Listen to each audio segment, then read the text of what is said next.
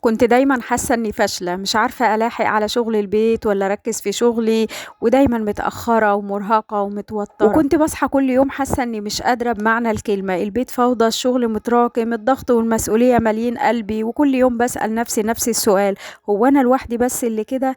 لحد ما قررت في يوم من الايام ان اقول بس كفايه. في الفيديو ده بقى انا هشارك معاكي خطوات بسيطه بس فعاله خلتني اوفق ما بين شغلي ومسؤولياتي في البيت من غير ما احس اني مضغوطه. لو انت كمان بتحاولي توازني ما بين كل ده فالفيديو ده ليكي. وما تنسيش كمان تعملي لي لايك للفيديو واشتراك في القناه لو حبيتي، علشان توصلك باقي الفيديوهات اللي هتساعدك تخلي يومك اسهل واخف. وما تنسيش تكتبي لي في التعليقات ايه اكتر حاجه بتحسي انها بتضيع وقتك في اليوم. بدأت أول خطوة وجبت ورقة وقلم وكتبت فيها إيه أهم حاجة في حياتي. لقيت الإجابة ببساطة هي أنا. لو أنا كويسة كل حاجة هتتظبط. وبدأت أقرأ عن تنظيم الوقت وأقسم يومي وأدي كل حاجة حقها.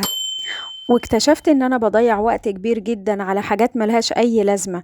وبدأت اكتب اولوياتي ما بين شغلي وراحتي ومسؤوليات بيتي، بس الاولويات، وبلغي اي حاجة كنت بعملها بتأثر على وقتي وملهاش اي لازمة، زي مثلا القعاد بلا هدف على الموبايل واوقات كتير بلا اي هدف ولا لازمة ولا نتيجة. وقررت اقول لا لاي حاجة هتوقف. بدأت اقسم يومي لاوقات محددة: البيت، الشغل، ووقت لنفسي.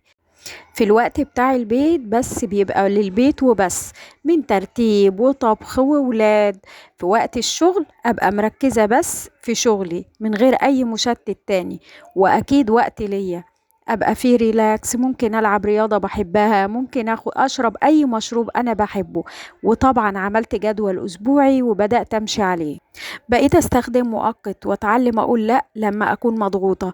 بدأت ألاحظ بقى إن في فرق كبير جدا، في راحة، في سكينة، في تحكم. وبعد شهور من الفوضى أخيرا بقى عندي نظام في بيتي. بيتي منظم، شغلي متظبط، وعندي وقت لنفسي. بقيت حاسة بالنجاح والراحة لأول مرة في حياتي من سنين. لو انت كمان حاسة انك تايهة ومضغوطة، ابدأي بأي خطوة صغيرة. نظمي وقتك، حطي أولوياتك، وافتكري دايما إن النجاح مش مستحيل. وفي نهاية الفيديو أحب أشكركم وأقول لكم انتظرونا في الفيديو الجاي. مع السلامة.